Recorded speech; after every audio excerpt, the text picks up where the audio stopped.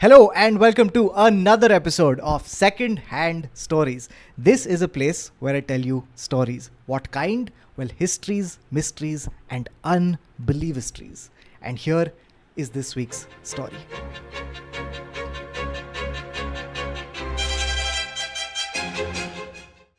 This is the story of a cyber crime. It's the kind of crime that happens to people who are naive, hopeful, desperate, or careless. And unfortunately, the protagonist of our story happened to be a little bit of everything. It starts off as a very simple scam. A scam that you've probably heard of before, and you wondered who falls for this. But as you will see in the story, there are depths to this very simple scam. It takes us to some very, very strange places. And while you hear the story, at many points you will stop and want to stare at the victim in disbelief, wondering why they don't stop. But in these moments, I just want to remind you that sometimes the wrong person at the wrong time in the wrong circumstances can take some very wrong decisions. This is one of the first cases that was cracked by the Uttarakhand police in regards to cybercrime. And here is how it goes. Sir मैं state bank से बोल रहा हूँ sir आपने हाल ही में आपके saving account से कुछ बड़ा ट्रांजैक्शन किया है सर आप एक बार अपना एटीएम कार्ड नंबर कंफर्म कर देंगे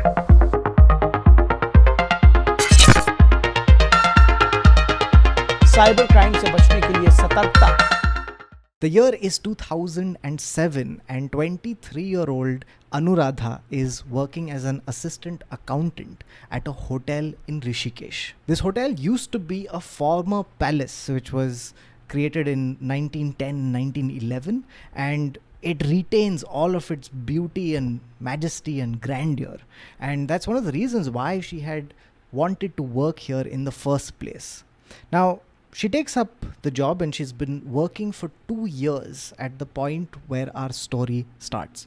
Initially, things were wonderful. She was very happy with her job, happy with her pay. But 2 years later, things are very different. And the reason for that is this. A year before our story starts, Anuradha lost her father. And because of that, she had become the sole breadwinner of the family. Her family consisted of her mother, her brother, and herself. And her brother was still in college. He was a little young, a little immature, a little irresponsible. She was waiting for him to grow up and help out in the family. But until then, she had to take the burden of all these responsibilities. And money was running a bit tight. It's around this time that her mother is also pressuring her to get married. But Anuradha is telling her mother that she wants some more time. She wants to become a little more financially stable, a little more independent before she settles down in her personal life. Now, in October of 2007, on the very day of her younger brother's birthday, she is at work. It's been a long, full day at work and she's pretty tired at the end of the day. She can't wait to switch off her computer and leave the office and head back home. Now, as she's about to switch off her computer, an email drops into her inbox. The subject line of this email immediately grabs her attention. The subject line says this. It says, "You have won 2,50,000 pounds in a lottery!" Exclamation mark, exclamation mark, exclamation mark. And can't believe what she's reading. She tries to refresh, but every single time she does it, the email still remains there. This is not a dream. This is reality. Or so she thinks. Now, a more savvy person would have known this for what it is, which is at best spam and at worst a scam. But Anuradha was not in that place of mind. She was craving money. She was frustrated by her economic situation. She wanted this more than she was able to be suspicious of it. this email had suddenly bypassed her critical thinking and she had gone into this wishful thinking mode. So what if she hadn't bought a lottery ticket? As long as the money was coming to her, she shouldn't think too much. She opens the email, inspects it, it seems fine to her. And so she replies to the email with her personal details. Now, as soon as she does it, she gets a reply. In this reply, she is told to get in touch with a Mr. Andrew. In this email is provided Andrew's email address, his fax number, and his telephone numbers. She sends an email to this Mr. Andrew, and immediately he replies back. He asks her how she would like to receive her lottery winnings, and she sends an email back saying she would like it via wire transfer. Now these emails are taking place quick and fast. It's a flurry of email communication, and all the tiredness that she had felt at the beginning of this exchange, all of that has vanished. It's now replaced with this excitement, this adrenaline, because she's done the math. According to the exchange rate of the time, this 250,000 pounds was going to make her a crorepati. It was going to be close to 2 crore rupees in 2007. However, pretty soon she gets an email from Andrew with some very significant information. In this email, Andrew tells her that before she can get her lottery winnings, she has to transfer 1,27,000 rupees to a payment officer called Victor Calvin.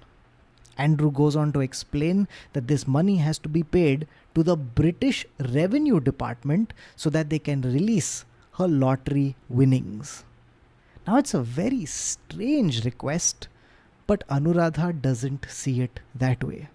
She has completely bought this scam, and instead of questioning why they were asking her for money, she starts thinking about how she's going to pay them.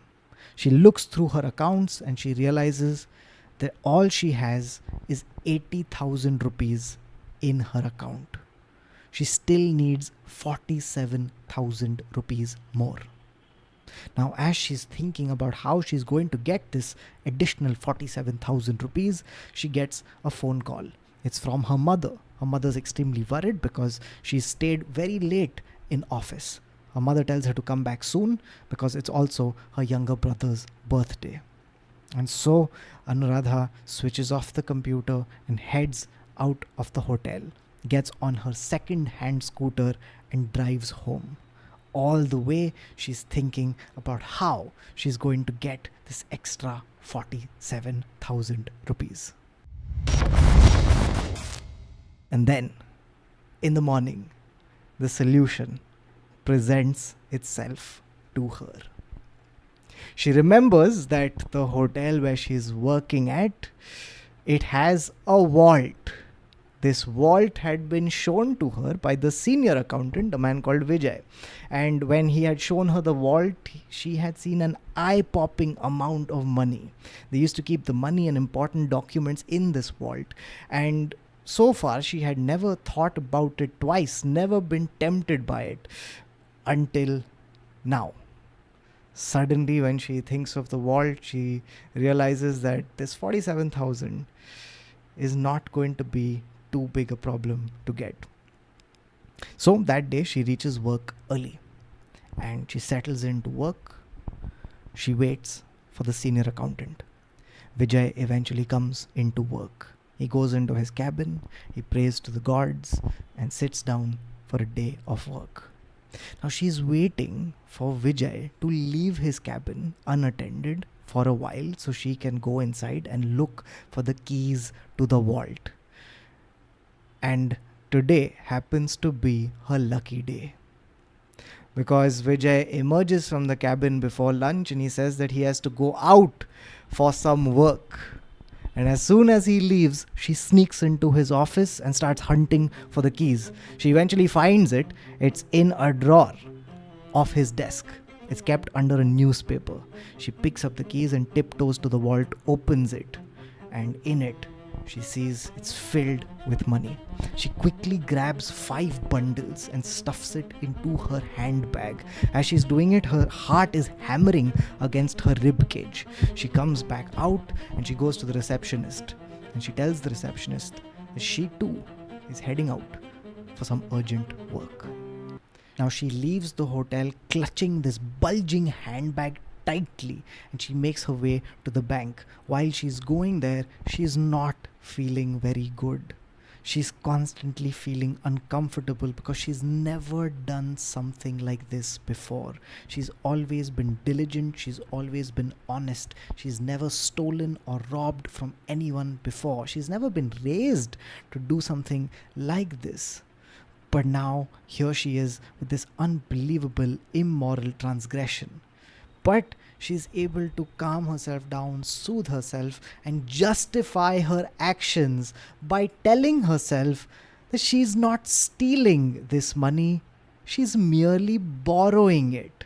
And the minute she gets her lottery money in, she's going to quietly and diligently replace all of this money back in the vault. And so she gets to the bank, she puts this money into her account, and that very afternoon, she transfers it and writes an email to Victor Calvin. Now, as she writes this email, Victor Calvin replies, and he says that tomorrow she will get all her money.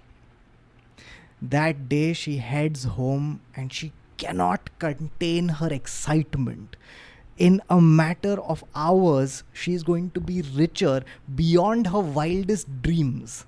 She looks at her mother, looks at her brother, and she has this urge to tell them about how rich they're all going to be. But she decides that she'll wait until the money has come in and then surprise the family. The next morning, she rushes to work and opens her bank account. But unfortunately, the money hasn't come in yet.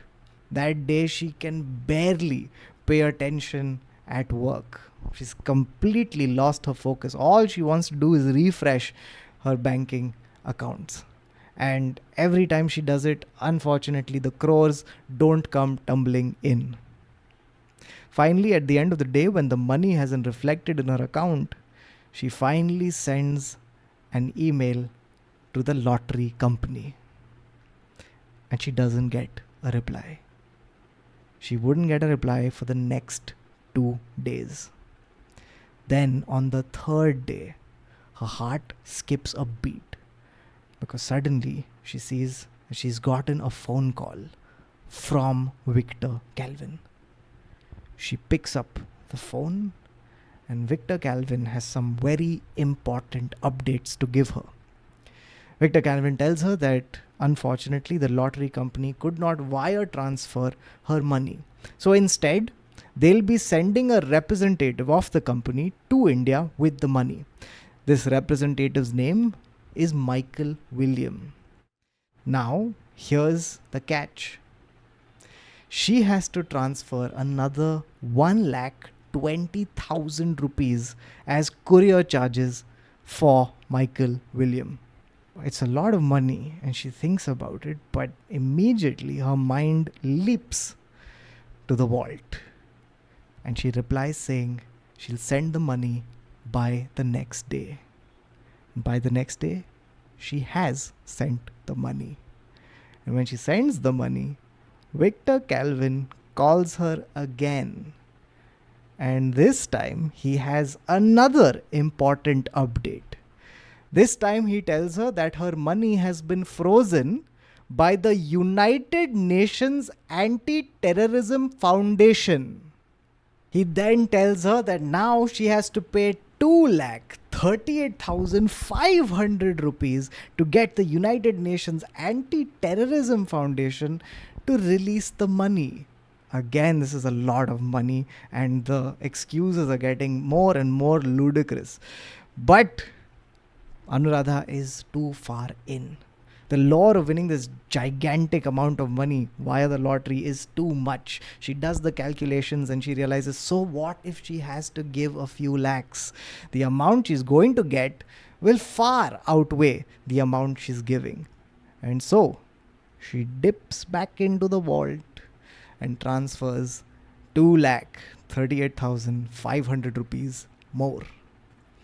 Then she gets a call the next day from Michael William.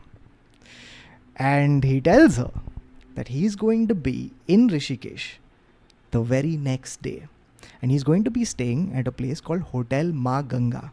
And she should meet him there to collect the first installment of her money. That night again, she can't sleep. She's hours away. Finally, the money has reached India. She's about to be rich. Right, the next day, she gets up early. She's excited. She doesn't even eat breakfast because Hotel Ma Ganga was a 4-star property that was just a walking distance away from her house. So she rushes to this hotel. She almost runs to it. She gets to the hotel, goes up to the receptionist and tells her that she's here to meet Michael William. The receptionist picks up the phone, dials a number, speaks to somebody, and then tells her that she should go to the second floor to room number 205. Now Anuradha practically flies up the stairs, gets to the second floor, finds room number 205. The door is already slightly open. She pushes it open further and she peeps inside. In the room is a tall, middle-aged African man with burgundy curly hair. She looks at him and she asks him if he's Michael William. He says he is. He asks her to come inside and shut the door behind her. Now she's extremely nervous, but the lure of getting this money overpowers that urge. She goes inside the room and shuts the door behind her. She then sits down on a sofa. Michael William now pulls out a sleek brown briefcase. He places it on a table and runs his thumbs over the number lock. The briefcase, with a click, opens, and Anuradha cranes her neck to see what's inside. And inside she sees 5 packets of green paper. These papers are the size of currency notes. Along with these green papers are some bottles, glass bottles, that are filled with a mysterious liquid. Michael William now pulls out a single green paper. He then places it in front of her and picks up a glass bottle. He opens the glass bottle and she sees that there's some blue liquid inside. And then she watches as Michael William takes this solution and applies it to the green paper. And as he does this, suddenly, miraculously, in front of her eyes, this green paper turns into $100 bill. Now, this is a very famous trick that scamsters do, and it's known by several names, but most famously as the black money scam. So Anuradha doesn't know this at this point, and she's just bewildered. She doesn't know what to make of this, and finally she voices out her concern. She says that she's here to take the first installment of her lottery. She doesn't want to see these magic tricks. But that's when Michael William tells her that the green papers in the briefcase are her lottery winnings. He says that they couldn't bring in cash through the customs, so the company had turned the pounds into dollars, and then they had coated them with a substance that made them look like green paper. Now, he says that once you apply the solution, the paper turns into US dollar bills, and there you have it. That's your money.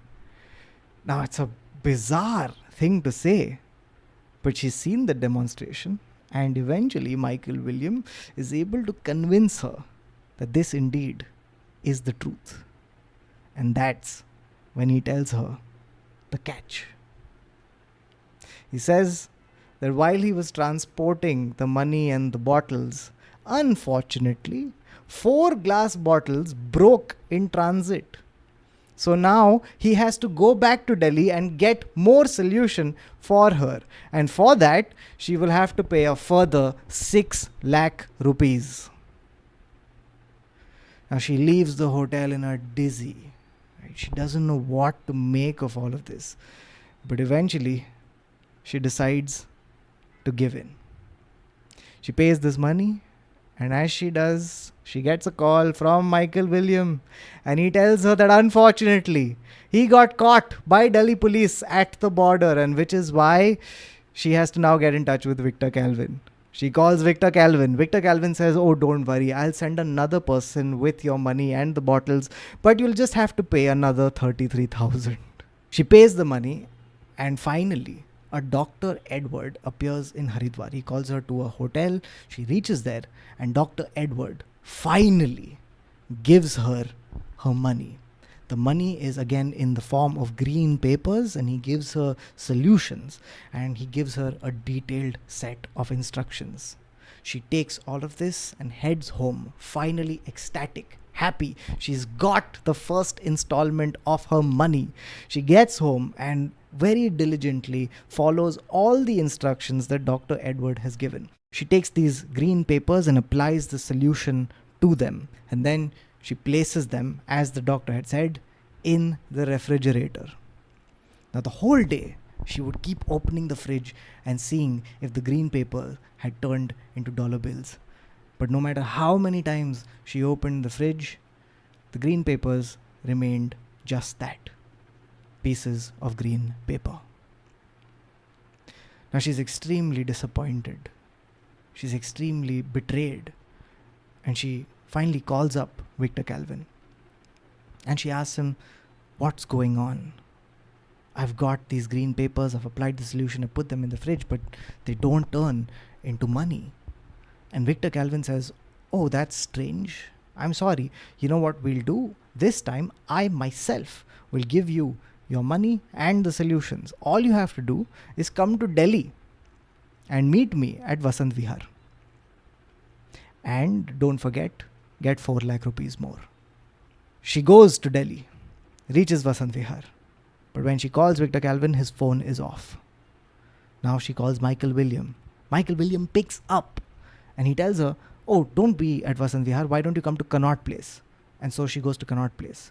But Michael William is not there. She calls him again. He says, "Oh, sorry, did I say Connaught Place? I meant India Gate." And in this weird, cruel fashion, they kept making her run all across Delhi. Finally, at the end of the day, she's tired, she's battered, and she's completely hopeless. She takes the night bus back to Rishikesh, and on this night bus, she gets this cold, sinking feeling. She realizes now, after all this time, that she has been swindled. She realizes that all these lakhs that she's put into it, they're all gone. And it's on this bus that she decides to come clean about her crime. The next day, she goes into work and speaks to the senior accountant, her boss, Vijay. And she comes clean. She tells him everything. And as she's telling the story, Vijay's jaw is dropping further and further. He can't believe that such a diligent person had fallen for this scam and then gone to such lengths to see it through. Vijay then informs the manager of the hotel, who immediately goes to the cops. They file 2 FIRs. The first FIR is filed on the behalf of Anuradha against Michael, Victor and Edward for cheating her. The second FIR is filed on the behalf of the hotel against Anuradha. Now, when these FIRs are filed and the police begin looking into it, here's how they do it. The Uttarakhand police, they set up a special task force. This task force is headed by the Deputy Superintendent of the Police, or DSP Surjit. And under him are Inspector Rishi Chamola and 2 more constables. Now, they begin tracking down these suspects, and they do it with a 3-pronged strategy. Number 1, they are trying to track the account into which this money was deposited and see if they can get a lead through that. The second is that they want to look into the IP addresses of the computers from where these emails were sent. And the third was going to be to look into the mobile numbers which had called Anuradha.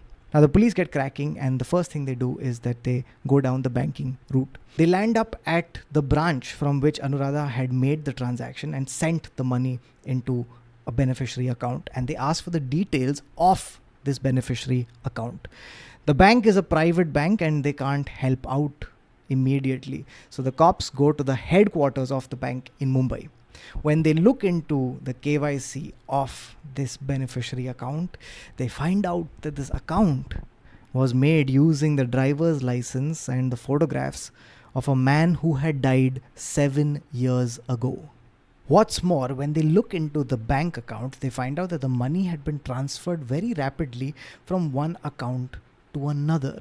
They find out that it's not just one or two accounts that this money has been transferred to, it's been transferred across several accounts. In this sequence, there are about 8 accounts. The final one, the 8th one, belonged to a Pani Puri wala in Mumbai. Now they were able to find this person and they interrogated him. And when they did, he told them an incredible story. He tells them that a while back, a few people had approached him and told him that if they made an account in his name, they were willing to give him a pension every month. The Pani Puri wala, in need of money, agreed to this. And indeed, money had been transferred into that account. He had got a pension for a few months. But then after that, the pension had dried up. The money had gone away. And after that, the Pani Puri wala had forgotten about this account. It had remained dormant and inactive.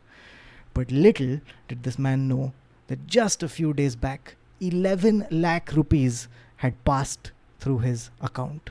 That's when the police find out that these suspects are using the IDs of innocent people to create bank accounts in which they would conduct their criminal activities. Now, the banking route is not yielding any results, so they move on to the phone numbers. As usual, as you would expect, the phone numbers too were made using fake IDs. But they were able to trace these numbers, and they saw that these suspects were constantly moving between Mumbai, Kolkata, and Delhi. Now, it's around this time that they get a major lead. The lead is this. They find out that one of the suspects is traveling from Mumbai to Delhi. He's going to be arriving at Indira Gandhi International Airport. And so the task force swings into action. They decide that they're going to set up a trap and nab one of these suspects. Here's how they do it. There's a lot of policemen who have arrived at Indira Gandhi International Airport. And along with them is Anuradha. She's got her head covered by a scarf, and her job is to look at the arrivals gate. As she sees people coming out, if she sees the suspect, all she has to do is nod. And if she nods, the police will arrest the person. Now, the flight arrives at Indira Gandhi International Airport and people start streaming out. DSP Surjit is standing right next to Anuradha. And as the people start coming out, he notices that Anuradha has started shivering. He looks at where she's looking and sees a tall, dark man with curly hair. And he's got a bag slung across his shoulder and he's wearing sunglasses. Now he's about to call in the arrest and ask his men to nab this person.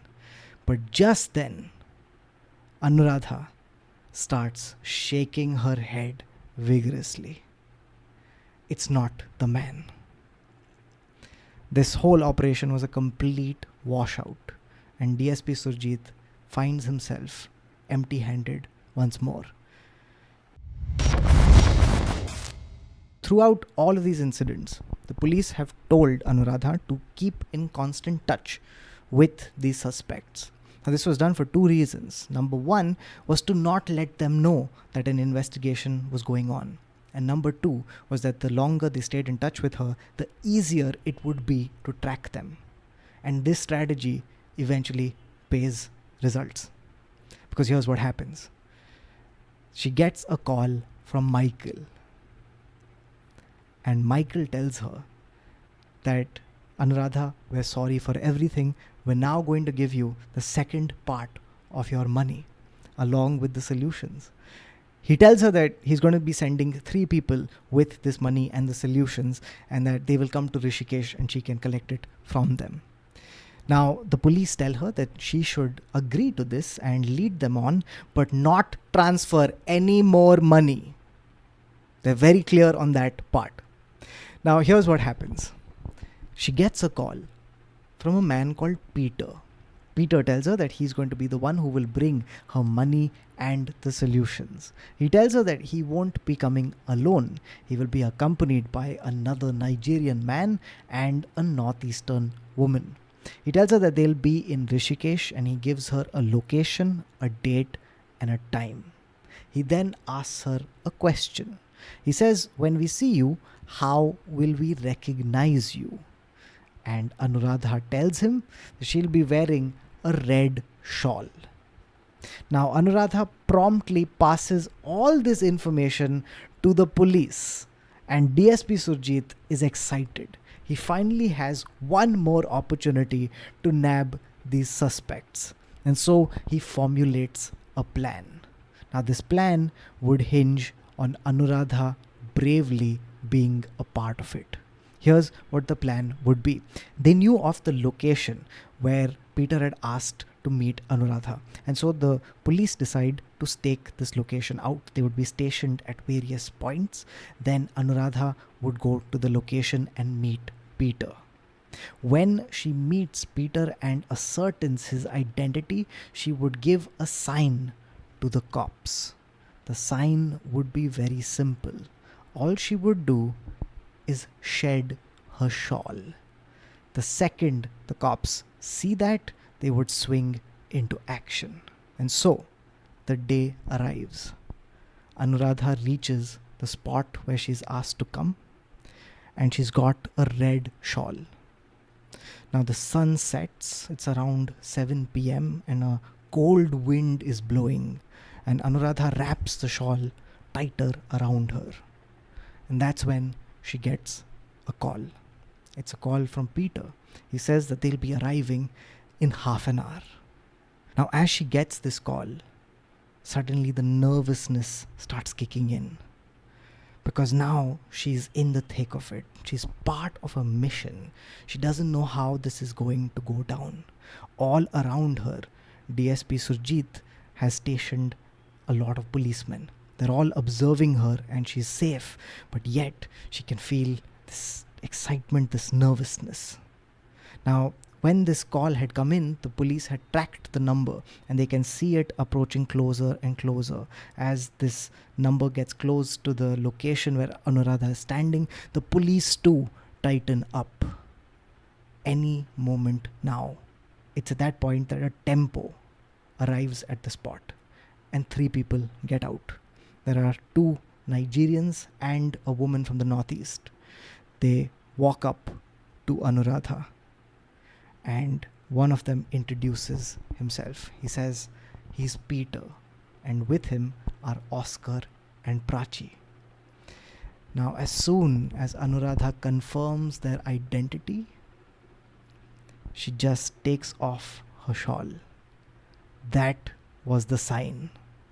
As soon as she takes off the shawl, the police who've been watching it swing into action. They run out of their positions and pounce on these suspects. The suspects, seeing them, are startled, surprised, but they make a run for it. Now, DSP Surjit has been running marathons, and he's pretty good at foot races. So he runs after one of the suspects, and after a long chase, he's able to catch one of the men. This person is Oscar. Peter and Prachi are also apprehended, and the 3 of them are arrested. Now, in their possession, they were able to find a bag. And in this bag, there were dollar bills, there were fake passports, there was the green paper, and the solutions. Now, these 3 people would eventually hand over the address of Edward. But when the police would land up at Edward's house, they would find that Edward has gone. But they do find several other articles that they use as evidence that they will later use in the trial. They were able to eventually track down Michael and Edward, and they did this by turning the tables on the cyber criminals. Here's what happened. They sent an email from Anuradha to Michael and Edward. This email had a link, and when they clicked on the link, their computers became traceable. And it's through this method that the cops were finally able to triangulate where they were. They were in Chanakyapuri in Delhi, and from there they were arrested. All of them would eventually be tried and they would be sentenced to 6 years in jail along with a financial penalty. The court also decided that they would be deported as soon as their jail terms were served. It was found out that there were a gang of 5 Nigerians who were led by Victor Calvin, who had been committing these frauds over several years across 12 states in the country.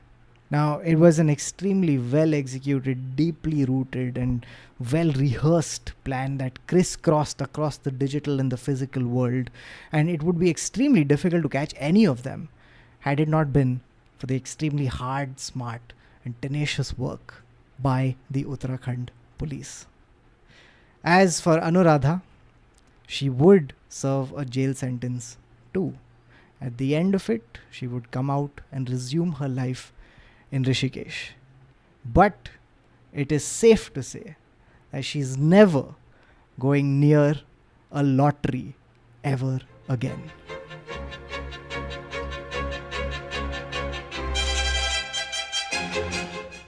So that's it from this episode. I hope you enjoyed it. If you did, then please leave a like and a comment. And if you have heard of or know of any other such scams, then please do let us know in the comment section below, because I think it's important to spread the word and stay away from all these different weird types of scams. By the way, in case you are interested in more such stories, then let me tell you that this particular story was taken from an excellent book called Cyber Encounters.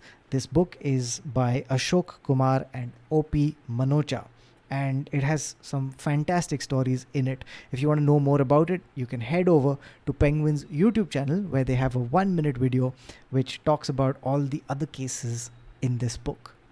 As usual, every single episode of Secondhand Stories is shot in front of a live audience. All of these people are here because they clicked on a link, and it wasn't a scammy one. If you too would like to be a part of the live recordings, all you have to do is become a member of the channel. Members will very soon also get exclusive new stories just for them. So that's it from this story. Until next time, take care and bye-bye.